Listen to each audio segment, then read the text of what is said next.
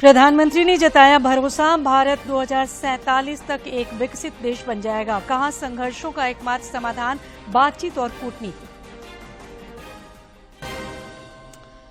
डुमरी उपचुनाव में प्रचार का शोर थमा। आखिरी दिन सभी दलों के प्रदेश स्तरीय नेताओं ने जमकर बहाया पसीना। जनसभा और जनसंपर्क की लगी झड़ी। मुख्यमंत्री ने किया रोड शो। भाजपा प्रदेश अध्यक्ष बाबूलाल मरांडी ने लोहरदगा से शुरू किया संकल्प यात्रा का तीसरा चरण। जनसभा को किया संबोधित। राज्य समन्वय समिति ने राजभवन को सौंपा ज्ञापन। और रांची और लोहरदगा समेत कई इलाकों में बारिश से लोगों को बढ़ती गर्मी से मिली कुछ राहत। राज्य में अभी भी 38% कम मानसूनी बारिश।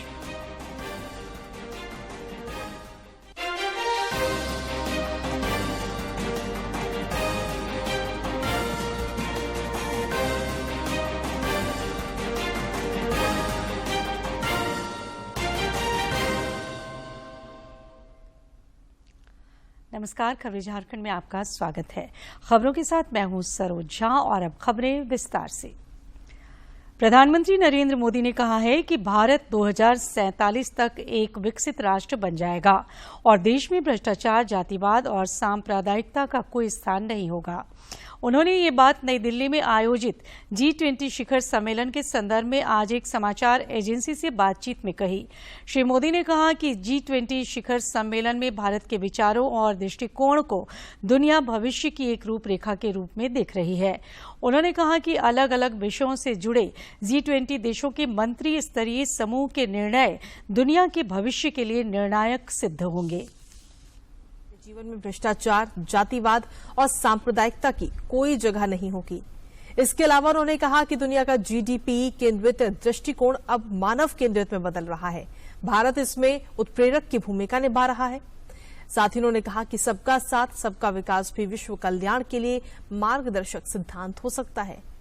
पीएम ने आगे कहा कि G20 में हमारे शब्दों और दृष्टिकोण को दुनिया केवल विचारों के रूप में नहीं बल्कि भविष्य के रोड मैप के रूप में भी देखती है। आज भारतीयों के पास विकास की नींव रखने का शानदार मौका है, जिसे अगले हजारों वर्षों तक याद रखा जाएगा। लंबे समय तक भारत को 1 अरब भूखे पेट वाले देश के रूप में देखा जाता था। अब ये 1 अरब महत्वाकांक्षी मस्तिष्क और 2 अरब कुशल हाथों वाला देश है। 1 दशक से भी कम समय में 5 पायदान की छलांग लगाने की उपलब्धि का उल्लेख करते हुए प्रधानमंत्री मोदी ने कहा कि निकट भविष्य में भारत दुनिया की शीर्ष 3 अर्थव्यवस्थाओं में होगा। डुमरी विधानसभा उपचुनाव में प्रचार का शोर आज थम गया। अब वोटरों की बारी है, जब वे 5 सितंबर को अपने नए जनप्रतिनिधि के चुनाव के लिए बूथों पर पहुंचेंगे। डुमरी उपचुनाव में वैसे तो कुल 6 प्रत्याशी भाग्य आजमा रहे हैं, लेकिन मुख्य मुकाबला झामुमो की प्रत्याशी बेबी देवी और आजसू पार्टी उम्मीदवार यशोदा देवी के बीच होने की प्रबल संभावना है। अपने अपने प्रत्याशियों की जीत सुनिश्चित करने के लिए एनडीए और इंडिया गठबंधन ने उपचुनाव के प्रचार के क्रम में अपनी पूरी ताकत झोंक दी। भाजपा के प्रदेश अध्यक्ष बाबूलाल मरांडी समेत अन्य नेताओं ने भी धुआंधार चुनाव प्रचार किया। आजसू पार्टी अध्यक्ष सुदेश महतो भी जोरदार तरीके से प्रचार करते दिखे। मुख्यमंत्री हेमंत सोरेन ने भी आज रोड शो किया। इस दौरान इंडिया गठबंधन के कई प्रदेश स्तरीय नेता उपस्थित थे। डुमरी उपचुनाव के सभी दलों को बेहतर प्रदर्शन की उम्मीद है। झारखंड मुक्ति मोर्चा के केंद्रीय महासचिव सुप्रियो भट्टाचार्य ने आज रांची में एक प्रेस वार्ता को संबोधित करते हुए भरोसा जताया कि उपचुनाव का परिणाम झारखंड मुक्ति मोर्चा के पक्ष में होगा। डुमरी उपचुनाव में इधर आजसू पार्टी के अध्यक्ष सुदेश महतो ने कहा है कि डुमरी उपचुनाव में एक तरफ धन बल है तो वहीं दूसरी तरफ जनबल है, जो उनकी पार्टी प्रत्याशी के साथ है। डुमरी की जनता बदलाव के लिए मन बना चुकी है। श्री महतो ने प्रचार के आखिरी दिन आज नवाडीह प्रखंड के विभिन्न पंचायतों में पद यात्रा की और सभाओं को संबोधित किया। डुमरी विधानसभा उपचुनाव के सिलसिले में 5 सितंबर को सवेरे 7 बजे से शाम 5 बजे मतदान होगा। वोटों की गिनती आगामी 8 सितंबर को कराई जाएगी। भारत निर्वाचन आयोग ने निष्पक्ष और शांतिपूर्ण मतदान के लिए व्यापक प्रबंध किए हैं। मतदान की प्रक्रिया की वेबकास्टिंग कराई जाएगी। इधर गिरिडीह और बोकारो के जिला निर्वाची पदाधिकारी भी भयमुक्त वातावरण में मतदान संपन्न कराने को लेकर कृत संकल्पित हैं। उन्होंने वोटरों से लोकतंत्र के इस महापर्व में बढ़-चढ़कर सहभागिता निभाने की अपील की है।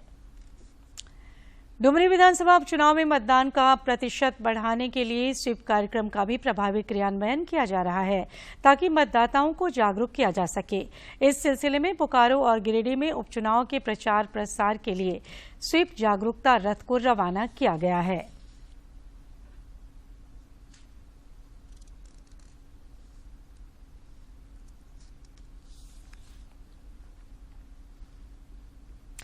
इधर राज्य के अन्य जिलों में मतदाता सूची विशेष संक्षिप्त पुनरीक्षण का काम जोर शोर से चल रहा है। सिमडेगा जिले के ठिठई टांगर प्रखंड अंतर्गत जोराम ग्राम में कर्मियों ने पुनरीक्षण कार्यक्रम के मद्देनजर घर घर जाकर मतदाता सूची की जांच की, ताकि इसे त्रुटि रहित बनाया जा सके।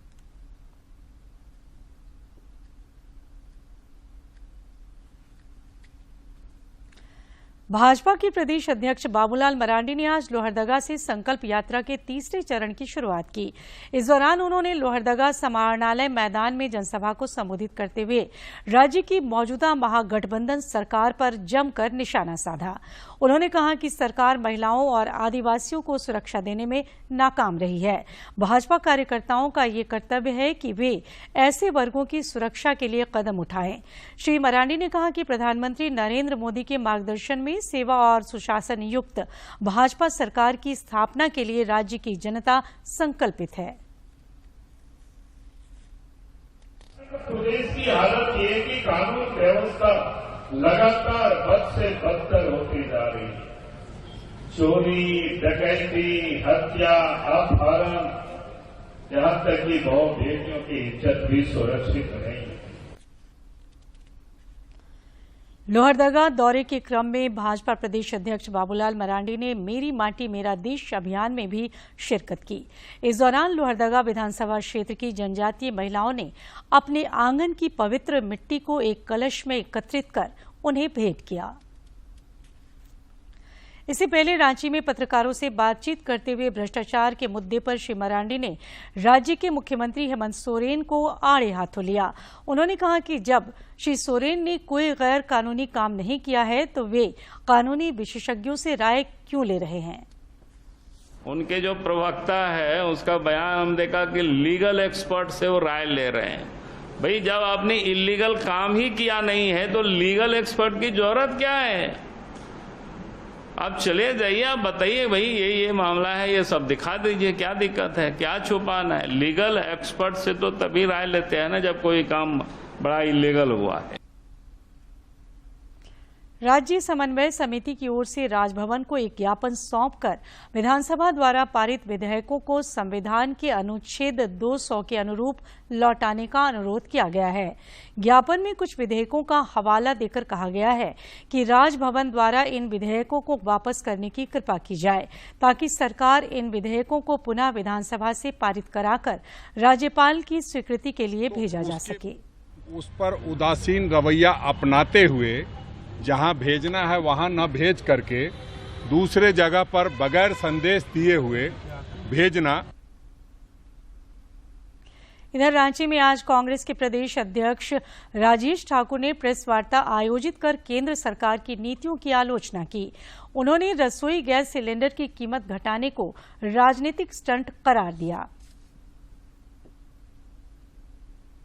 रांची रेलवे स्टेशन के पुनर्विकास कार्यों को लेकर आज एक एजेंसी के द्वारा प्रेजेंटेशन दिया गया। इस प्रेजेंटेशन में कई बातों की चर्चा की गई तथा भविष्य की योजनाओं के बारे में विस्तार से बताया गया। रांची रेलवे स्टेशन का पुनर्विकास 2 क्षेत्रों में बांटकर किया जाना प्रस्तावित है।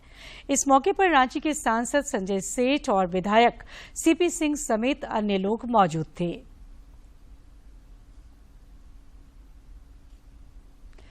जामताड़ा व्यवहार न्यायालय सभागार में मोटर एक्सीडेंट क्लेम ट्रिब्यूनल विषय पर आज कार्यशाला का आयोजन हुआ।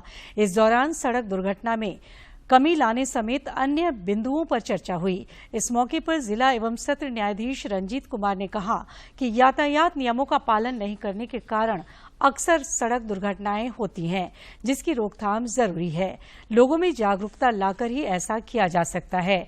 इस मौके पर जिले के वरिष्ठ पुलिस और प्रशासनिक अधिकारी भी मौजूद थे। किसी भी तरह का दुर्घटना अगर होती है तो संबंधित थाना प्रभारी, संबंधित थाना पुलिस ऑफिसर उनको पीड़ितों को कैसे हेल्प कर सकें और कोर्ट को सूचित करने पर कोर्ट द्वारा कैसे मुआवजा मिल सके, इन तमाम मोटर व्हीकल एक्ट के तहत उनको जानकारी। और इसमें कई जिला प्रशासन, हमारे जिला उपायुक्त महोदय ने बहुत ही कोऑपरेट किया है। पुलिस अधीक्षक भी हमारे साथ में हैं, जो तमाम पुलिस अधिकारी को यहाँ उपस्थित कराने में सहयोग किया है। और हम लोग कोशिश करेंगे कि इस जिले में कम से कम दुर्घटना हो। हजारीबाग में कांग्रेस ऑफिस रोड स्थित रुक्मणी भवन पुस्तकालय में उपायुक्त नैन्सी सहाय की पहल पर पाठशाला लगाई गई, जिसमें हजारीबाग में पदस्थापित सहायक पुलिस अधीक्षक एएसपी कुमार शिवासीस ने छात्रों को कामयाबी के टिप्स दिए।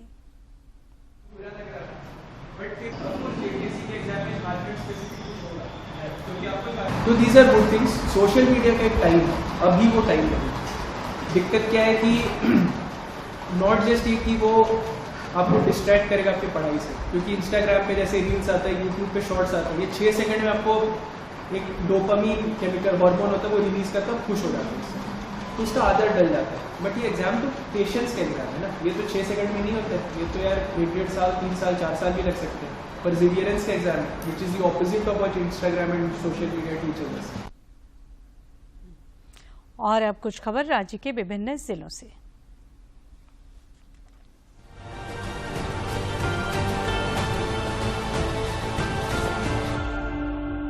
Bokaro steel city railway station में नवनिर्मित फुटओवर ब्रिज और 2 लिफ्ट का 6 सितंबर को शाम 5 बजे उद्घाटन किया जाएगा। धनबाद सांसद पीएन सिंह ने इस संबंध में एक पत्र साझा करते हुए कहा कि इस ब्रिज से यात्रियों को एक प्लेटफॉर्म से सुरक्षित दूसरे प्लेटफॉर्म पर जाने में काफी सुविधा होगी। इसके लिए उन्होंने रेल मंत्री का आभार जताया। नेतरहाट में 22 सितंबर से 22 अक्टूबर तक नेतरहाट मानसून महोत्सव का आयोजन किया जाएगा। पर्यटन निदेशक अंजलि यादव ने इस सिलसिले में महोत्सव के आयोजन को लेकर स्थल निरीक्षण किया। पलामू सांसद विष्णु दयाल राम ने मेदिनीनगर स्थित शांतिपुरी आवास पर पलामू संसदीय क्षेत्र के अंतर्गत पलामू एवं गढ़वा जिला में पेयजल आपूर्ति, सुखाड़ एवं पीडीएस राशन के संबंध में जानकारी साझा की। उन्होंने बताया कि 31 अगस्त तक पलामू और गढ़वा जिले में अपेक्षाकृत कम मानसूनी बारिश हुई है, जो चिंता का विषय है। केंद्रीय मंत्री सह खूंटी सांसद अर्जुन मुंडा ने सुप्रसिद्ध तबला वादक पद्म विभूषण पंडित किशन महाराज को उनकी जयंती पर आज सादर नमन किया। श्री मुंडा ने एक फोटो साझा करते हुए कहा कि वो बनारस घराने से ताल्लुक रखते थे और उन्होंने अपना जीवन हिंदुस्तानी शास्त्रीय संगीत को समर्पित कर दिया था। रांची सांसद संजय सेठ ने आज अपने आवास पर नागरिकों से मुलाकात और संवाद किया। इस दौरान वे लोगों की समस्याओं से अवगत हुए तथा उनके समाधान का भरोसा दिलाया। श्री कृष्ण जन्माष्टमी को लेकर रांची के रातू रोड स्थित कृष्ण नगर कॉलोनी में शोभा यात्रा निकाली गई। इस शोभा यात्रा में सांसद संजय सेठ और विधायक सीपी सिंह समेत अन्य लोग शामिल हुए। विधायक रणधीर कुमार सिंह ने आज शहर जोरी आवासीय कार्यालय के जनता दरबार में लोगों की समस्याएं सुनी। इस दौरान उन्होंने कुछ मामलों का समाधान भी किया। विधायक प्रदीप यादव ने पुड़ैयाहाट विधानसभा क्षेत्र के ग्राम मदकुप्पी में चेक डैम निर्माण के लिए स्थल निरीक्षण किया। उन्होंने भरोसा जताया कि इसके निर्माण से आसपास के कई गांवों के किसानों को काफी लाभ होगा।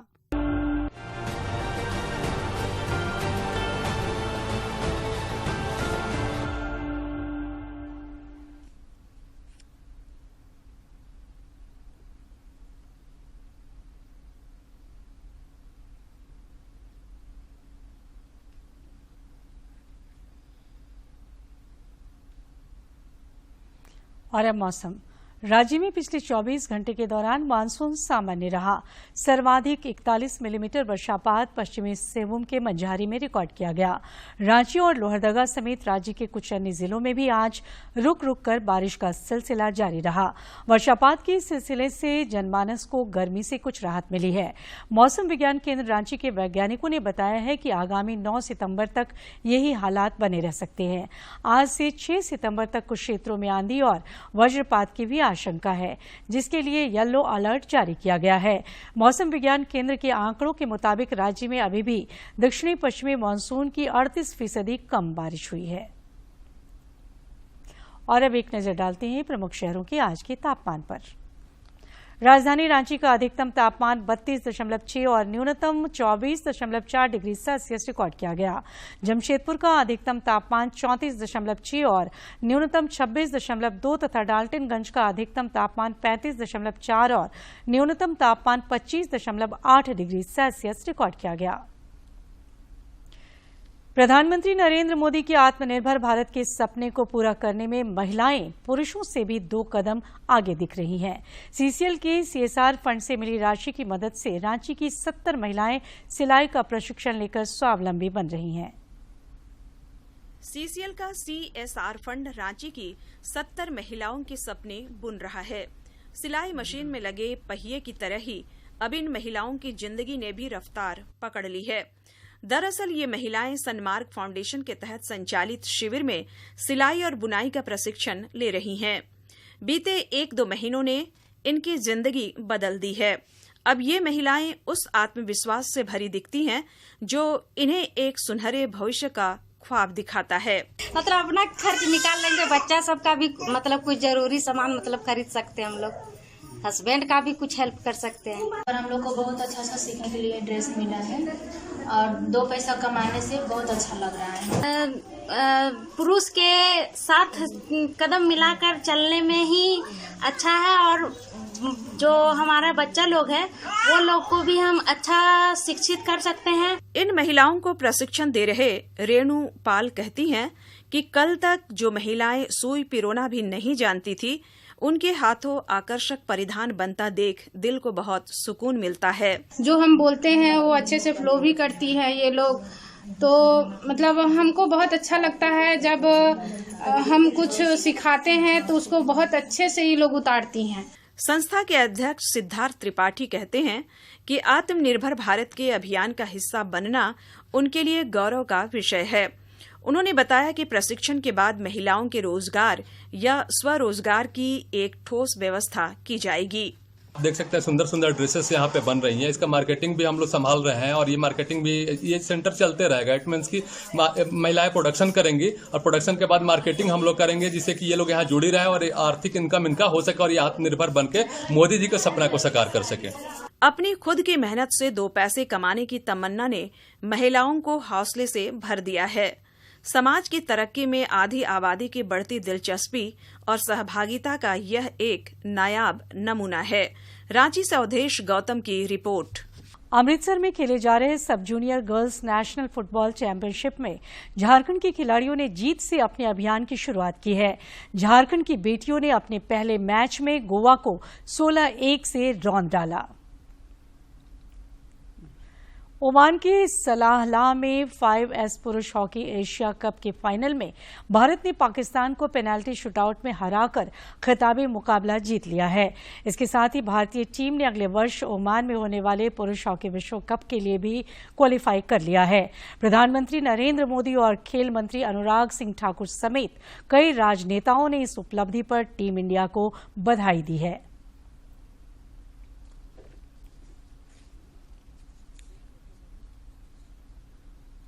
एशिया कप क्रिकेट में भारत और पाकिस्तान के बीच लीग चरण का मैच कल बारिश के कारण नहीं खेला जा सका और इसे रद्द कर देना पड़ा। भारत ने पहले खेलते हुए जीत के लिए पाकिस्तान को 267 रनों का लक्ष्य दिया था, लेकिन पाकिस्तानी पारी में एक भी गेंद नहीं फेंकी जा सकी।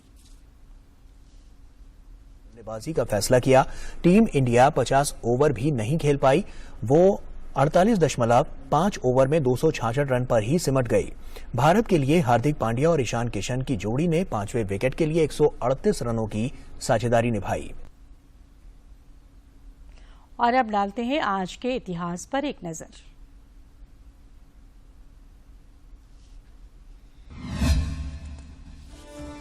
तीन सितंबर साल 1783 को पेरिस की संधि हुई।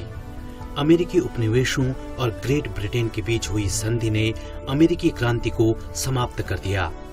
आज ही के दिन ग्रेट ब्रिटेन के किंग जॉर्ज III के प्रतिनिधियों ने संयुक्त राज्य अमेरिका के प्रतिनिधियों के साथ पेरिस में एक समझौते पर हस्ताक्षर किए। इसीलिए इसे पेरिस की संधि का नाम दिया गया और औपचारिक रूप से संयुक्त राज्य अमेरिका को एक स्वतंत्र राष्ट्र के रूप में मान्यता मिली। 1775 से 1783 तक स्वतंत्रता के लिए अमेरिकी युद्ध वास्तव में एक विश्व संघर्ष था, जिसमें न केवल संयुक्त राज्य अमेरिका और ग्रेट ब्रिटेन बल्कि फ्रांस, स्पेन और नीदरलैंड भी शामिल थे। अमेरिका ने पेरिस की संधि पर हस्ताक्षर करने के लिए 3 लोगों को भेजा था, जिनमें बेंजामिन फ्रैंकलिन, जॉन जे और जॉन एडम्स शामिल थे।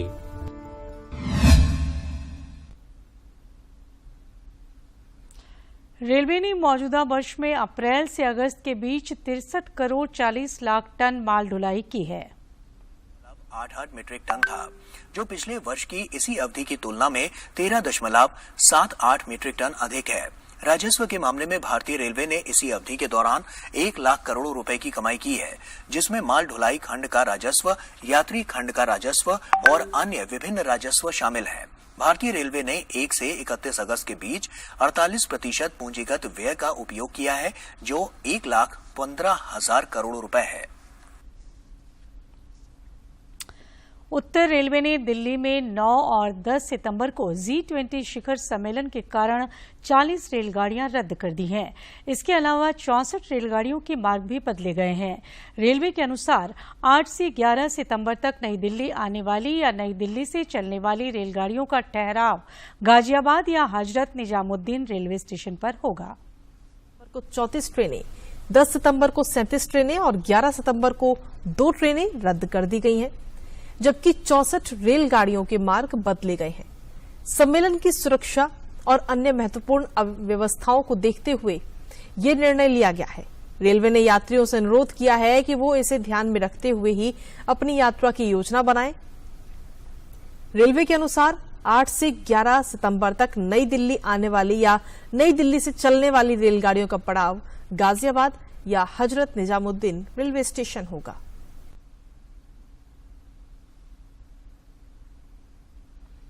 और आखिर में इस बुलेटिन के मुख्य समाचार एक बार फिर। प्रधानमंत्री ने जताया भरोसा, भारत 2047 तक एक विकसित देश बन जाएगा। कहा, संघर्षों का एकमात्र समाधान बातचीत और कूटनीति। डोमरी उपचुनाव में प्रचार का शोर थमा। आखिरी दिन सभी दलों के प्रदेश स्तरीय नेताओं ने जमकर बहाया पसीना। जनसभा और जनसंपर्क की लगी झड़ी। मुख्यमंत्री ने किया रोड शो। भाजपा प्रदेश अध्यक्ष बाबूलाल मरांडी ने लोहरदगा से शुरू किया संकल्प यात्रा का तीसरा चरण।